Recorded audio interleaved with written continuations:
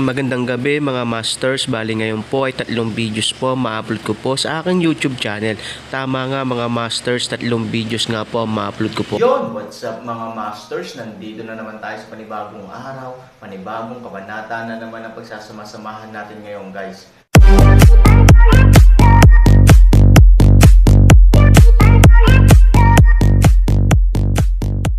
Bali mga masters, kung bago ka pa lang po sa aking YouTube channel, please click the subscribe button, lalong-lalo na po yung notification bell guys, para maging connected pa rin tayo sa isa't isa at maging updated kayo sa mga susunod ko pang video.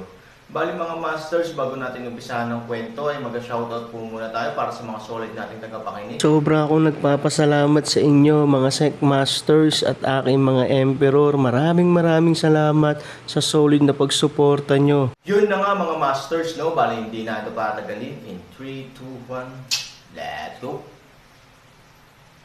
Mga masters, baka pwedeng hindi tayo mag-skip ng ads. Salamat mga masters.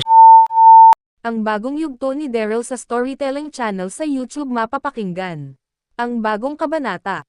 At ang reyna ng mga mangkukulam na elf ay naririnig ang mga sinasabi ni Sophie sa kanyang isip. At ang reyna ng mga mangkukulam na elf ay nagsalita sa isip ni Sophie at sinabi, "Anak, mukhang ang pumapanig sa ating kapalaran. Kailangan mo lang magawa ay matutunan at malinang agad ang aking mga sinalin sa iyon na mga kasanayan at kapangyarihan. Tiyak ang iyong mga ninanais ay madali mo na lang ito magagawa. At isa pa ang pamilya ng hari na namumuno ngayon sa mga normal na elf ay kailangan talaga nilang pagbayaran ang lahat ng ginawa nila sa akin anak. Kaya tayo din ay nagkahiwalay dahil din sa mga maharlikang mga normal na elf. Kaya tama lang ang gagawin mo na pabagsakin ang pamilya ng hari. At gawin karumal-dumal ang pamumuhay ng mga ito," sabi ng reyna ng mga mangkukulam na elf. Nang marinig ito ni Sophie, ito ay medyo nagulat at sinabi sa kanyang isip, "Oo nga pala ina, naririnig mo pala ang lahat ng aking mga sinasabi sa aking isipan. Tama kayo ina, ang pamilya na nagmula sa maharlikang angkan na libo-libong taon na namumuno sa buong lahing elf ay ating nang wawakasan. Tayong dalawa ang dapat nang mamuno sa kanilang lahat. Ngayon ina, ang lahi ng mga normal na elf ay hinaharap ngayon ang matinding sakuna. Ang mga malalakas na nilalang tulad ng mga lahi ng mga demonyo at lahi ng mga barbarian ay kanilang kaaway na. Kung tutuusin, kahit wala akong gawin para mapabagsak ang pamumuno ng hari ngayon na si Ken, ay magagawa ng mga nilalang na iyon na wasakin at tapusin ang pamumuno ni Haring Ken. Kung sa tingin mo ina, ipaubaya ko na kaya sa ibang mga nilalang ang pagwasak sa pamumuno ni Haring Ken sa buong lahi natin elf. Kapag tuluyan na nilang nasira at naalis sa pagiging hari si Haring Ken, tsaka ko muling itatayo ang dangal ng lahi ng mga elf. Sa tingin ko isa lang naman ang pakay ng mga nilalang na iyon ang pabagsakin ang lahi ng mga elf at ang pamumuno ni Ken. Kung mangyari iyon, mas madali sa akin muling ibangon ang lahi ng mga elf. At mas kikilalanan agad ang ating lahing mangkukulam na elf kaysa sa mga normal na elf ng ibang mga nilalang," sabi ni Sophie sa kanyang sarili habang kausap niya ang kanyang ina na reyna ng mga mangkukulam na elf sa kanyang isip. Nang marinig ito ng reyna ng mga mangkukulam na elf, ito ay nagsalita at sinabi, "Anak, kung hahayaan mo na wasakin ng mga ibang nilalang ang buo natin lahing elf, baka ang ating lahing mangkukulam na elf ay madamay din. Alam naman natin ang lahi ng mga normal na elf at lahi natin mga mangkukulam na elf ay matagal nang pinagkaisa. Simula nang ako ay kanilang ikulong at binasura. Nakakatiyak ako na ang lahi natin mangkukulam na elf ay damay na sa mangyayaring digmaan sa pagitan ng mga normal na elf at ibang mga nilalang. Noon pa, ang lahi ng mga demonyo ay wala talagang mga awa sa kanilang tinuturing na kaaway. Baka hindi pa natin nagagawa na pamunuan ang lahi natin mangkukulam na elf, ay mawasak agad din ito dahil sa kagagawan ng mga normal na elf na tayo ay kanilang sinali sa kanilang pamumuno. Damay na ang lahi natin mga mangkukulam na elf sa galit ng mga ibang nilalang sa mga normal na elf. At isa pa ang tungkol naman sa lahi ng barbarian. Paano nakarating ang mga barbarian sa mundo natin na ito? Nung ako ay nabubuhay pa ang mga barbarian, ay nababalitaan ko lang na ang mga barbarian ay nilisan na ang mundo ng mga hari at Diyos sa God's domain. Hindi ko akalain na nandito na din pala sa mundo na ito ang lahi ng mga barbarian. At kung ating ihahambing ang pagiging masama ng mga lahi ng demonyo at lahi ng barbarian, ay mas masama ang lahi ng mga demonyo kaysa sa mga barbarian. Ang lahi ng mga barbarian ay tahimik na mga nilalang sa mundo ng God's domain. Kaya lang naman sila naging mapusok dahil sa ginawa ng mga hari sa God's domain na sila ay lipyunan. Kaya ang mga Diyos at ang lahi ng barbarian ay naging mortal na magkaaway noon.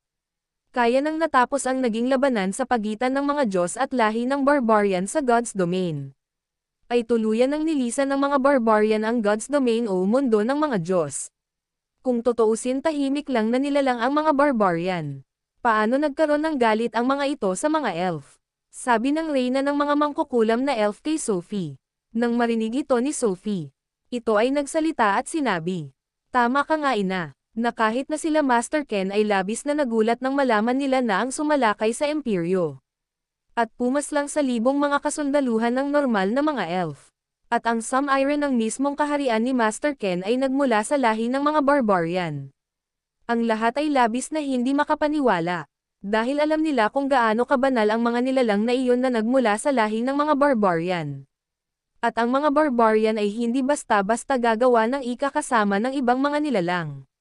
At isa pa, hindi din nila matukoy kung saan nanggaling ang galit ng lahi ng mga barbarian sa ating lahing elf para magawa nila ang ganong karumal-dumal na gawain.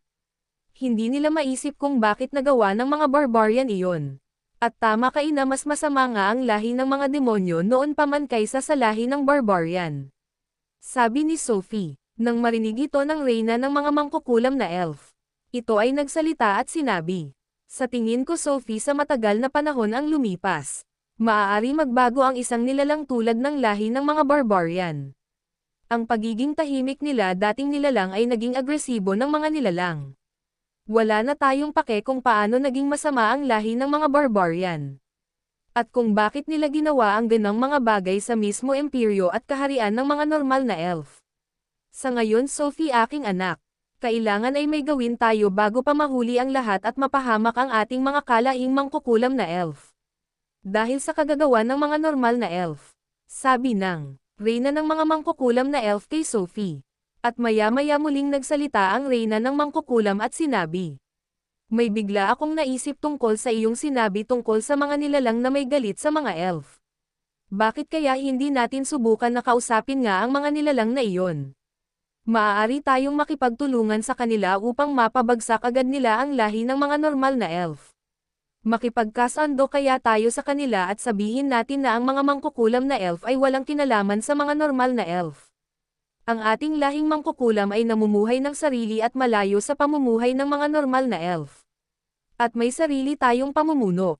Maaari natin ipagkalulo ang mga normal na elf sa ibang mga nilalang na may lubos na galit sa kanila. Ngunit paano natin kaya mapapatunayan sa kanila na wala nga tayong kinalaman sa lahi ng mga normal na elf?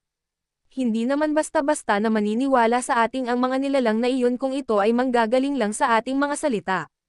Anak, may naiisip ka ba na pwede natin gawin o maitulong sa ibang nilalang para mapabagsak nila ang mga normal na elf? At mapatunayan natin sa kanila na hindi tayo kabahagi ng mga normal na elf sa kanilang pamumuno." Sabi ng reyna ng mga mangkukulam na elf kay Sophie. Nang marinig nito ni Sophie, ito ay nagsalita at sinabi, "Ina, mukhang maganda nga ang iyong naisip. At tama ka kung makakausap natin ang ibang nilalang na may galit sa lahi ng mga normal na elf. At kung tayo ay makikipagkasando sa kanila, at makikipag-alliance tayo sa kanila, mangyayari ang ating lahing mangkukulam ay hindi madadami sa lahat ng isasagawa nilang pagsalakay sa lahi ng mga normal na elf. Kung tutuusin, matagal nang nakahiwalay ang lugar natin mangkukulam na elf sa kanila at medyo malayo ito sa imperyo. Maaari nga natin sabihin sa kanila na ang pamumuno ni Haring Ken ay hindi tayo sakop. At may iba tayong kaharian at mga patakaran. At isa pa ina, ang lahi ng mga normal na elf ay umaasa din lang sa mga gamot at elixir na ginagawa ng ating lahing mangkukulam na elf. Malaki ang naitutulong ng mga elixir at mga gamot na ginagawa ng ating mga kalahi sa mga normal na elf. Kung mangyari na hindi natin suplayan ng mga elixir at mga gamot ang mga normal na elf, at ang mga elixir at mga gamot ay ating ibigay sa ibang mga nilalang na may galit sa mga normal na elf, nakakatiyak ako na tayo ay kanilang ituturing na kakampi.